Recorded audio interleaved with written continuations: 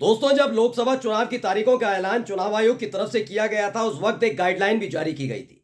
Guideline ये कि निचले तबके का नेता हो या बहुत बड़े स्तर पर बैठा हुआ नेता हो, कोई भी किसी भी कीमत पर धर्म, हिंदू, मुसलमान, भगवान, इस तरह की चीजों का इस्तेमाल नहीं करेगा। यानी धर्म के नाम पर वोट किसी भी कीमत पर नहीं मांगे जाएंगे। मंच से इस बात का जिक्र किसी कीमत पर नहीं किया जाएगा। लेकिन देखिए, चुनाव आयोग जो डंके की चोट पर एक सवाल के जवाब में ये कह रहा था कि भाई सुन लीजिए, चाहे कोई भी हो, कोई भी, उसके खिलाफ कार्रवाई होगी।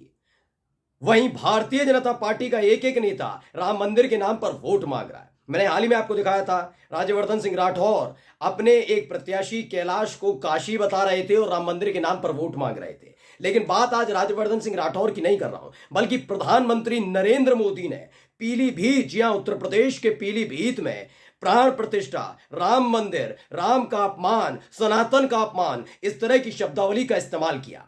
और यही अब एक बड़ा मुद्दा बनता जा रहा है। दरअसल दिल्ली हाईकोर्ट में इस मामले को लेकर दरवाजा खटखटाया गया है और अब मांग की गई है कि जिस तरीके से प्रधानमंत्री नरेंद्र मोदी ने चुनाव आयोग की गाइडलाइन का उल्लंघन किया है, उसके आधार पर उनके खिलाफ कार्रवाई और 6 साल तक उन पर प्रतिबंध लगना चाहिए। नमस्कार, मैं हूं प्राजपल गौतम और आप देख रहे हैं टाइम्स एक्सप्रेस।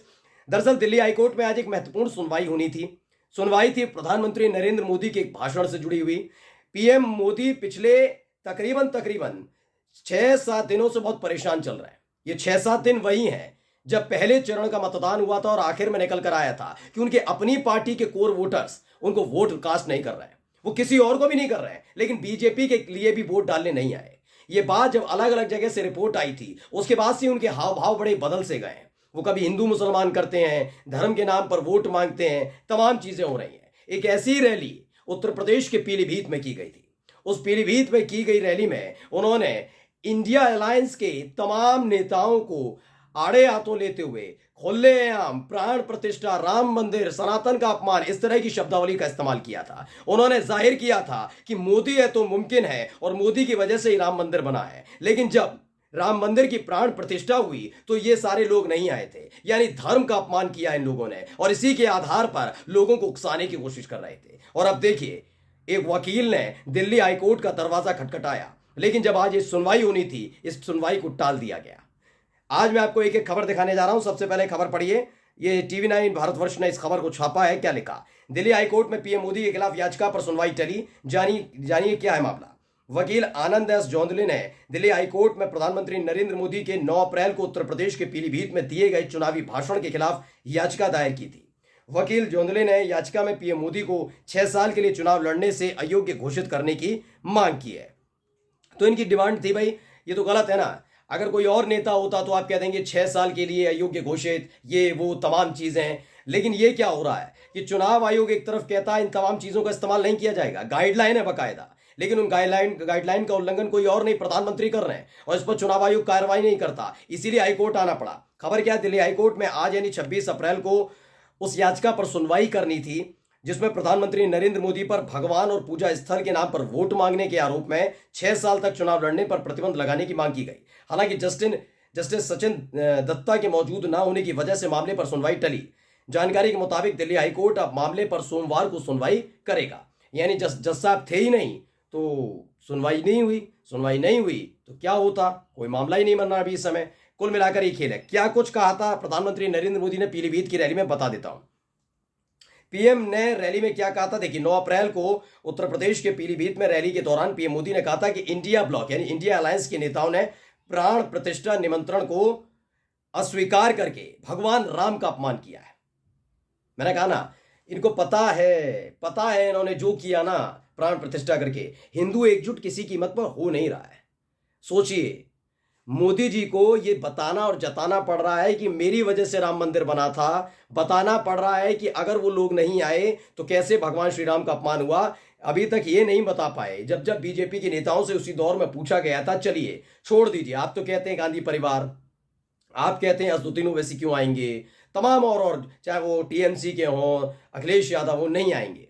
उनको तो आपने पहले ही फर्जी हिंदू करार दे रखा है। लेकिन जरा शंकराचार्य के बारे में बताने से क्यों कतराते हैं? मोदी हो, बीजेपी का कोई नेता हो, ये बात क्यों नहीं बताता कि उस प्राण प्रतिष्ठा का सीधा सीधा विरोध शंकराचार्यों ने किया था? मैं कह रहा हूं मोदी जी बहुत बड़े ज्ञानी हैं, बहुत बड़े राजनेता हैं, तमाम चीजें हैं, लेकिन सनातन में अगर किसी सर्वोच्च पद दिया गया है तो वो है शंकराचार्य।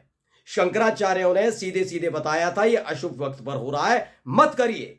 लेकिन मोदी जी को पता था चुनाव शुरू हो जाएंगे, आचार संहिता लग जाएगी, फिर मैं प्राण प्रतिष्ठा नहीं कर पाऊंगा, नहीं कर पाया तो पोस्टर बॉय नहीं बन पाऊंगा, हिंदुओं का ब्रांड एम्बेसडर नहीं बन पाऊंगा। इसीलिए शंकराचार्यों की सलाह की, उनकी चेतावनी की चिंता न करते हुए मोदी जी ने प्राण प्रतिष्ठा की, जानबूझकर प्राण प्रतिष्ठा की। और इससे क्या हुआ?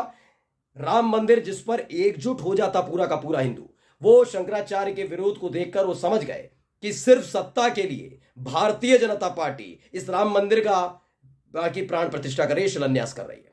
ये समझ गए सब। 2-3 दिन चला, उत्साह मना, लेकिन बीजेपी के हक में उस तरह से राम मंदिर को लेकर माहौल नहीं बना है। ये मोदी भी समझ गए, शाह भी समझ गए, बीजेपी के नेता भी समझ गए। इसलिए लोगों को समझाना पड़ रहा है फिर से कि भाई सुनो सुनो सुनो, इन्होंने अपमान किया। लेकिन चुनावी मंच से ये कहकर मोदी जी खुद फंस गए, क्योंकि देखिए गाइडलाइंस जो कहती हैं आप इस तरह से प्रचार नहीं करेंगे, और लगातार इसको दरकिनार करने का काम किया जा रहा है। हाल ही में मैंने एक खबर भी दिखाई थी, महाराष्ट्र का रायगढ़ है, वहां पर पीयूष गोयल की फोटो लगी हुई थी और मोदी जी की फोटो लगी हुई थी। उस पर लिखा हुआ जो राम को लाए हम उनको लाएंगे, यानी भगवान राम के नाम पर, धर्म के नाम पर वोट मांग रहे हैं। चुनाव आयोग ने पट्टी बांध रखी, कोई मतलब नहीं पड़ता। राज्यवर्धन सिंह राठौर खुले तौर पर कहते हैं राम मंदिर बनना है ना, चुनाव आयोग ने पट्टी बांध रखी है, कोई फर्क नहीं पड़ता। मोदी जी झूठी बातों पर वोट मांगते हैं, हिंदू मुसलमान करते हैं, चुनाव आयोग ने पट्टी बांध रखी है, कोई फर्क नहीं पड़ता। यही सारे काम किए जा रहे हैं, खुलकर किए जा रहे हैं। अब पढ़िए क्या लिखा है याचिका में, क्या था इस याचिका में। 9 अप्रैल को यूपी के पीलीभीत में प्रधानमंत्री नरेंद्र मोदी की चुनावी रैली के दौरान दिए गए भाषण में आचार संहिता का कथित उल्लंघन करने के लिए प्रधानमंत्री नरेंद्र मोदी को चुनाव लड़ने से अयोग्य घोषित करने की मांग की गई है। वकील आनंद एस जोंदले ने पिछले हफ्ते याचिका दायर की थी। याचिका में मोदी पर भगवान और पूजा स्थल के नाम पर वोट मांगने का संदर्भ देने का आरोप लगाया गया। ये तो सबके सामने है भी, पीलीभीत में किस तरह से उन्होंने बयान दिया था। खास बात मैं हाईकोर्ट की नहीं कह रहा हूं, मैं चुनाव आयोग की कह रहा हूं कि अपने ही बनाए हुए नीति नियम तोड़े जा रहे हैं उन्हीं के चुनाव आयोग के। ये कैसा चुनाव आयोग है जिसे कुछ नजर नहीं आता? चलिए, इस देश के किसी भी राज्य के किसी भी शहर के सटे हुए गांव के किसी गली मोहल्ले में खड़े होकर कोई भी किसी भी दल का नेता अगर इस तरह के बयान देता तो समझ लिए चुनाव आयोग को पता नहीं लगा होगा। लेकिन देश का प्रधानमंत्री, जिसके बयान को भाई पूरी मीडिया दिखाती है, पूरी की पूरी मीडिया दिखाती है, वो उसके बयान को हर कोई सुनता है। यूट्यूब के लिए आप सारे चैनल देखिए, जैसे ही मोदी जी भाषण देने आएंगे सारे चैनल काटेंगे, सब दिखाएंगे। चुनाव आयोग ने वो भाषण नहीं देखा होगा, सुना नहीं होगा, या फिर मान लिया जाए इस दौर में वाकई चुनाव आयोग एक कठपुतली की तरह काम कर रहा है। नमस्कार।